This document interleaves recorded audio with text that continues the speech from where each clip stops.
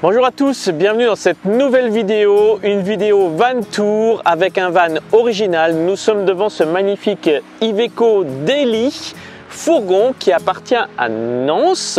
Nance qui a acheté ce camion, qui l'a pensé, conçu et aménagé tout seul, enfin pas tout seul avec ta chérie. Exactement. On a travaillé 7 mois dessus, sans compter la partie calcul, conception avant de recevoir le véhicule. Mais à partir de réception du véhicule, on a fait 7 mois en temps plein tous les deux pour faire un aménagement du coup complètement expédition, pensé dans le très grand voyage, dans des pays reculés, dans les pistes. Donc c'est pour ça qu'on est parti sur la base d'un Daily 4x4 qui est le fourgon français d'origine qui a les meilleures capacités tout-terrain en sortie d'usine. Ouais, c'est pas courant Iveco Daily. Pourquoi tu dis français? C'est pas français Non, mais en France, c'est le véhicule commercialisé qui a les meilleures capacités d'origine.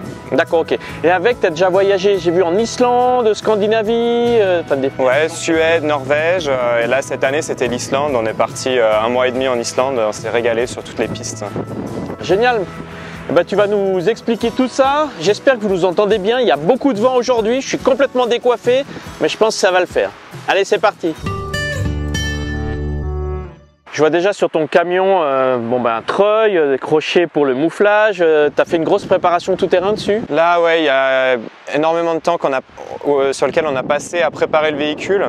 Donc d'origine, on a la chance, l'Iveco arrive avec 2 points d'ancrage à l'avant sur le pare-choc acier. Donc là, il y a directement les longerons du châssis, donc ça, c'est solide. Ensuite, là où on a passé plus de temps, c'est qu'on a conçu un support de treuil qui n'existe pas sur le marché actuel. Pour avoir un treuil homologué en France, on n'a pas le droit de dépasser la longueur du véhicule. Et tous les treuils qui existent sur l'Iveco Daily 4x4, c'est des treuils qui viennent se fixer à l'avant. Et donc ça, c'est complètement interdit. Sachant qu'aucune marque qui proposait ce produit, on a été obligé de le concevoir. Et ensuite, je l'ai fait réaliser par un ferronnier où on a pris une tôle en acier 8 mm qu'on a plié. Et ensuite, on est venu du coup boulonner le treuil dessus et modifier tout le blindage moteur pour accueillir les cubiers, le guide câble. Donc comme ça on se retrouve avec un treuil 5 tonnes 4 qui est un petit peu léger mais au moins qui est complètement intégré dans le véhicule. Ouais, bon, il est peut-être un peu léger mais comme tu peux moufler. Ton camion il fait combien de tonnes? Le véhicule il a un PTAC de 5 tonnes 5. Aménagé il fait 4 tonnes 5 maintenant. Ouais.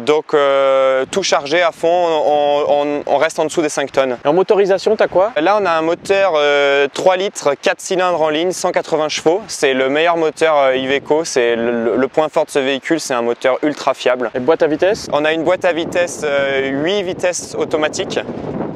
Donc avec la boîte courte, on a 8 vitesses courtes aussi forcément et une marche arrière courte aussi. D'accord. Donc bon équipement, j'ai vu que tu avais mis un snorkel, des phares LED, des phares de travail, des barres LED en haut. Ouais, on a repris tout l'éclairage, même l'éclairage d'origine, on est passé sur des éclairages LED pour les feux de croisement, les feux de brouillard. Ensuite on a des feux pour éclairer les côtés. Là dans les éclairages qui n'étaient pas utilisés, on a mis des grosses ampoules LED pour le tout-terrain du coup. Et les feux de route, on a mis 2 barres LED homologuées sur le toit qui servent de feux de route. Et bien sûr, ouais, le snorkel qu'on a intégré pour pouvoir passer plus sereinement dans les passages à gué, notamment en Islande. Là, le véhicule a été pensé en premier pour l'Islande. On a aussi rehaussé les prises d'air, les reniflards, des ponts, des 2 ponts et des 2 boîtes de vitesse. Du coup, là, on n'a plus de limite technique.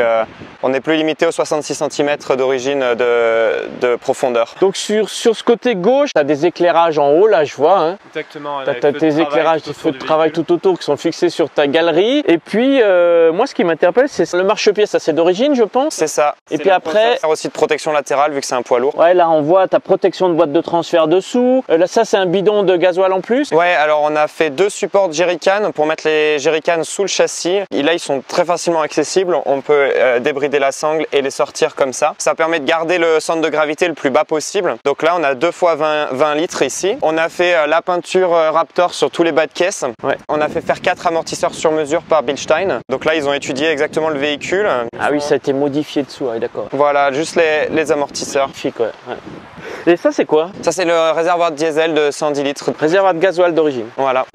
Sur l'arrière, moi je vois beaucoup de modifications. C'est d'origine le système en haut là ou Ça c'est le 3e feu stop avec la caméra de recul. Ça c'est d'origine. Oui. Et après tu as fabriqué un porte-roue Et bah là pareil avec l'Iveco, surtout en fourgon, vu qu'il n'y a aucun fabricant qui propose du matériel, ça commence un petit peu à se développer, mais là on était coincé, on pouvait pas trouver une solution pour mettre le porte-roue. Donc on a fait un système comme sur les autres fourgons, mais là sur mesure, du coup j'ai fait faire par mon ferronnier un porte-roue pour accueillir la roue de l'Iveco qui a cette particularité, c'est de faire 80 kg, 40 kg de jante, 40 kg de pneus vu que c'est du matos militaire. Donc là il a fallu qu'on fasse quelque chose de très solide avec 2 points d'ancrage pour faire un mouflage pour descendre et remonter la roue parce que tout seul c'est trop dangereux. Et ce système de phare, ça c'est d'origine, ça me fait bizarre ça. Oui, alors en France en tout cas et globalement en Europe, les feux d'origine, ils reprennent les feux du Daily 2 roues motrices, mais ils sont du coup trop hauts vu que c'est la version 4x4. Donc ils nous rajoutent les feux stop, brouillard et marche arrière en bas. Et nous ensuite, comme autre modification, on a rajouté du coup 2 points d'ancrage parce qu'ils nous en ont mis 2 à l'avant mais il n'y en a pas à l'arrière. Donc là on a designé ça avec un ami qui a aussi un Iveco Daily 4x4 sur AutoCAD. On a fait des points d'ancrage du coup en acier 20 mm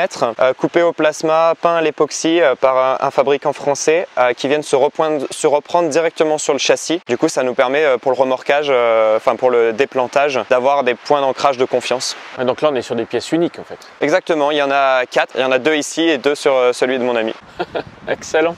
Donc là, côté droit, on voit que tu as mis, j'ai vu les plaques de désensablement que tu as mis en haut. Exactement, ouais. On a mis 4 plaques sur un système avec la clé, on peut rapidement les desserrer. Donc on peut accéder par ici avec l'échelle ou en grimpant sur la roue ou par l'intérieur. Pour fixer l'échelle, ça? Non, ça c'est des barres de traction pour faire un peu de sport. Ah, c'est pour faire du sport. Ouais. D'accord. Ok, super. Et je vois donc tu as mis ici bon, ta prise électrique, ton remplissage de cuve d'eau. Exactement. Tu as combien de litres d'eau? Alors là, c'est assez spécial. On a essayé de mettre le plus d'eau possible. On a 220 litres d'eau total sur 3 réservoirs qui ont le même remplissage, mais après on les sépare avec une vanne. D'accord. Donc on a 130 litres en extérieur et 90 litres en intérieur. Donc en eau propre et en eau usée? En eau usée, on a 70 litres qui sont ici dans un réservoir isolé et blindé avec un blindage de 3 mm qu'on a fait faire aussi pour protéger les eaux grises. De ce côté-là, il n'y a pas d'autres modifications? Le rétroviseur, ça c'est d'origine? Ça ouais, c'est d'origine sur les poids lourds, pareil en France pour pouvoir voir ce côté. C'est bien utile en tout terrain. Et donc là, on a ton deuxième bidon, le même que l'autre côté. Exactement. Tu as autre chose à nous dire sur l'extérieur du camion? On a conçu un système de gonflage et dégonflage des 4 roues à la fois. Donc ça, je peux te montrer ça, j'ai le matériel. On a fait un système du coup qui permet de ne pas avoir un seul tuyau qui touche le sol sans avoir un système complètement intégré qui coûte une fortune et qui n'est pas pensé d'origine sur ce véhicule. Donc tu as un compresseur qui se trouve où? Juste ici. Alors on a le compresseur qui est intégré dans l'emplacement batterie ici qui n'est pas utilisé. Ensuite on a donc la sortie d'air et l'interrupteur juste là. Donc on vient brancher notre mano directement sur la sortie pneumatique et ensuite je viens brancher le reste du système qui envoie du coup l'air jusqu'au passage de roue. Là ensuite je peux démarrer mon compresseur.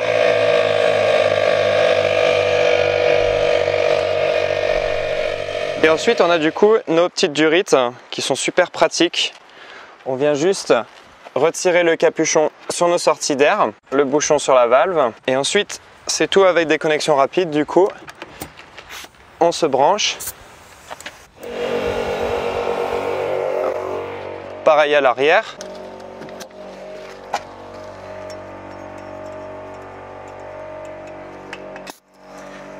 Et là, ça nous permet de remonter du coup en pression de route après avoir fait une piste. Et quand on arrive sur une piste, on fait l'inverse, du coup le même système, mais au lieu de gonfler, regardez, on fait juste, on vient juste dégonfler comme ceci. Et en ayant les 4 roues en même temps, ça va 4 fois plus vite pour gonfler et pour dégonfler qu'un système traditionnel. Donc l'extérieur c'est bon, on va passer à l'intérieur? Allez, avec plaisir. Allez, montre-nous ça.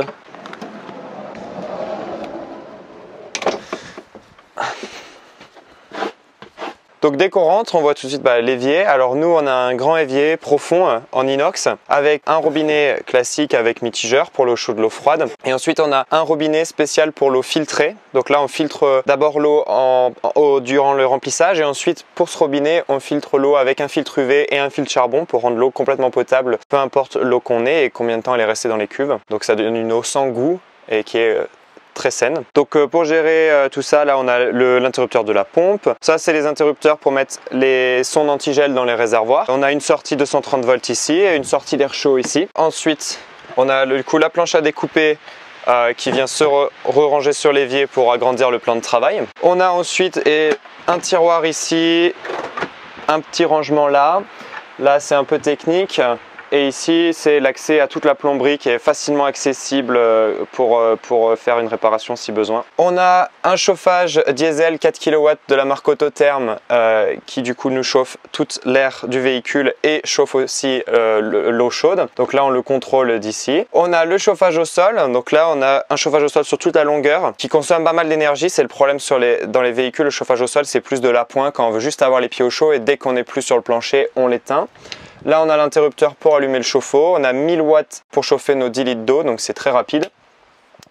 Là, on a un petit éclairage d'ambiance au sol. On a ici la télécommande pour contrôler la max fan, donc la ventilation 10 vitesses qui marche dans les deux sens, même quand il pleut. Donc ça c'est une partie essentielle de notre aménagement.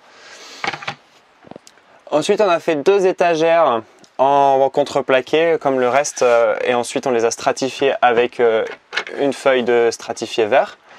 Donc là, dans nos étagères, on met tous nos vêtements. On a la lumière intégrée dedans. Là, on a le caisson de basse aussi qui est intégré. Voilà, au fond, on voit difficilement, elle est un peu cachée. On a la barre son du coup qui est connectée avec le caisson de basse, qui fonctionne en Bluetooth, qui fonctionne avec l'ordinateur ou avec nos téléphones. On a ensuite les mêmes étagères de ce côté pour ranger encore plus de vêtements. On a le lit. Alors le lit, c'est un lit un peu spécial. Dans l'Iveco, on n'arrive pas à dormir en large. Il fait qu'1,72 m, donc pour la plupart des personnes, c'est trop peu. Donc là, on a un lit qui fait 140 la journée par 172, mais dès qu'on veut s'installer et dormir, on vient tirer le lit peigne simplement, mettre nos 2 mousses de matelas ici, hop, comme ça prend quelques secondes. Et là maintenant on a un lit presque king size parce qu'il fait 1,72 m par 1,95 m. Donc là on dort à 2 super confortablement. Et on peut facilement le ranger le matin. Ça prend quelques secondes. Hop. Et voilà. On a 5 fenêtres double vitrage projetables. Donc c'est toutes les mêmes de tailles différentes qui permettent d'avoir une super ventilation et une très bonne isolation vu qu'elles sont en double vitrage. On a intégré dans la cloison le contre-cadre intérieur avec le rideau pour le soleil et la moustiquaire qui nous permet du coup l'été d'ouvrir les 5 fenêtres et les 2 lanterneaux ont aussi les moustiquaires et ça nous permet d'avoir une énorme ventilation sans avoir de moustiques ou d'insectes qui rentrent à l'intérieur.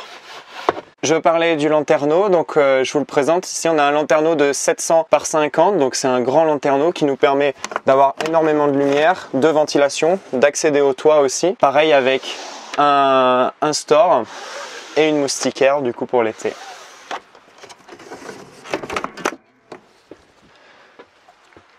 On a ici une des pièces maîtresses de l'aménagement, c'est la cuisson à induction. Donc là, c'était une des contraintes de cet aménagement. On voulait pouvoir être en induction, donc on a conçu et dimensionné le système électrique pour pouvoir accueillir ça. Donc là, on a une plaque de feu 2400 watts qui nous permet, juste en allumant le convertisseur, de pouvoir cuisiner sans gaz très rapidement et sans créer d'humidité comme la flamme de gaz le fait. Donc ça, c'est très confortable pour nous. Donc comme vous l'avez compris, pour pouvoir alimenter une plaque induction, il faut un gros système électrique.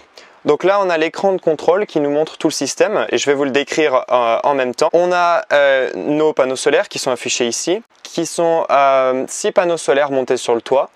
Sur 2 chargeurs solaires, on a 770 watts au total, ce qui est énorme pour une taille comme ça, donc vraiment tout le toit est plein de panneaux solaires. On vient stocker cette électricité dans nos batteries, on a 640 ampères-heure en lithium, 12 volts. On peut aussi recharger nos batteries grâce à l'alternateur, on a un chargeur qui charge jusqu'à 700 watts, donc 50 ampères sur nos batteries en roulant. Et bien sûr, en cas de besoin, on peut aussi se brancher avec la prise électrique qu'on a vue au début à l'extérieur pour recharger sur le 230 volts. Grâce à cet écran Victron, on peut voir tout le système en temps réel. On a aussi accès à nos niveaux d'eau, juste ici. On a nos 4 réservoirs qui sont indiqués, les réservoirs d'eau propre, le réservoir d'eau sale. Et on a aussi les températures. Alors on a des sondes résistives qui se branchent directement sur l'ordinateur Victron, mais on a aussi des sondes Bluetooth. On en a une dans le frigo, une à l'intérieur. On en a une à l'intérieur qui communique directement avec l'ordinateur Victron qui nous permet de savoir les températures et l'humidité en temps réel. Donc par exemple pour le frigo, c'est très pratique pour rester à des super températures pour briser la chaîne du froid. Quand on voit qu'il gèle dehors, ça nous met une alarme. On peut penser à du coup activer les sondes antigel pour les réservoirs. On a des toilettes sèches à séparation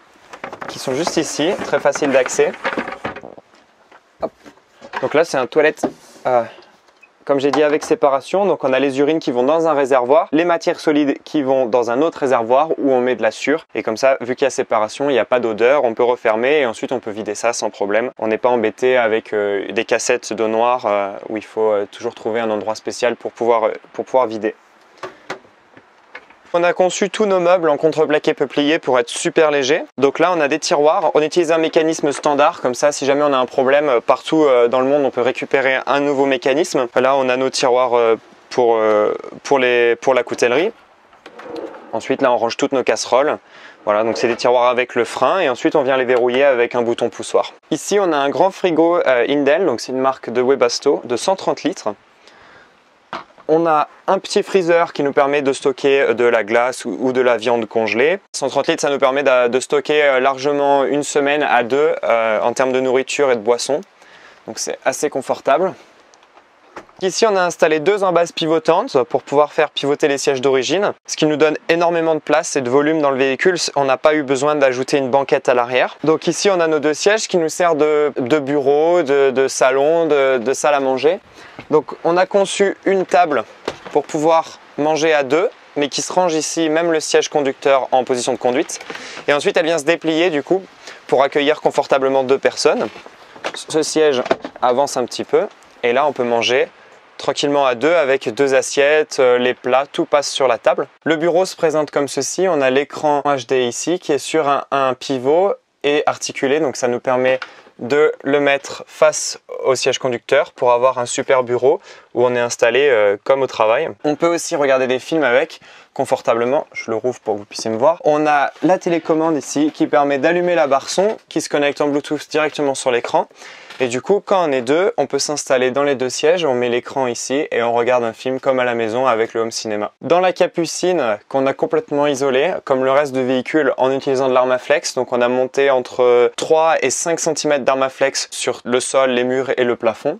La capucine c'est pareil, on a 4 cm qui ensuite est feutré pour être très résistant. Et là on vient stocker toutes nos affaires, donc on a les rideaux qui se mettent à l'intérieur, on a le grand rideau qui se met à l'extérieur du pare-brise. La douche elle se présente dans son sac, donc c'est une douche faite sur mesure par une entreprise espagnole. Je leur ai commandé spécialement ici une douche de 70 par 70 qui vient s'accrocher avec ces petits crochets sur les ancrages qu'on a mis dans le plafond. Et ensuite le rideau de douche du coup s'accroche ici. Il se déplie, la douche est complètement étanche, elle a son propre tuyau d'évacuation qui vient se brancher dans le marchepied. Là. Dans la marche, on a l'évacuation qui va dans le réservoir d'eau grise. Et ensuite, on a une ouverture pour rentrer dans la douche, comme vous allez le voir sur la photo tout de suite.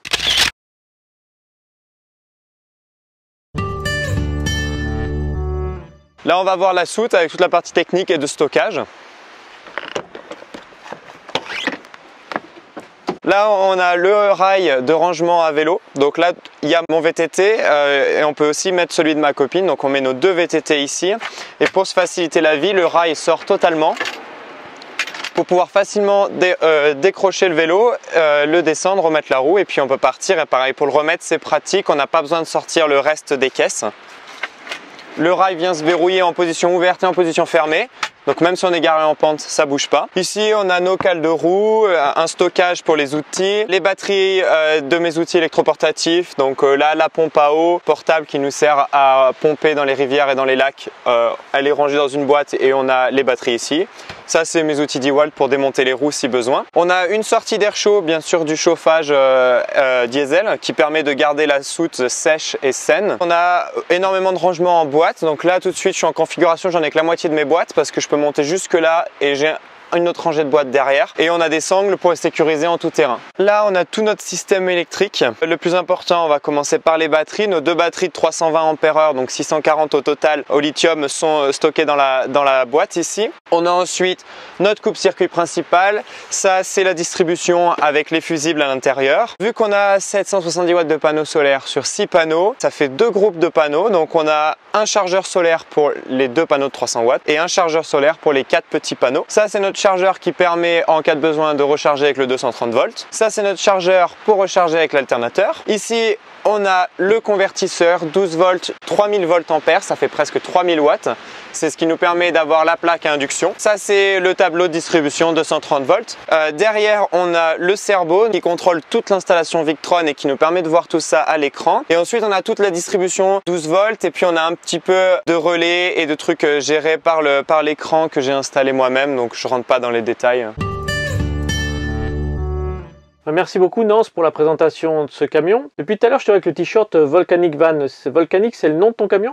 Alors Volcanic Van, c'est pas le nom du camion. Le camion s'appelle Peanut. Peanut? Ouais. Pourquoi Peanut?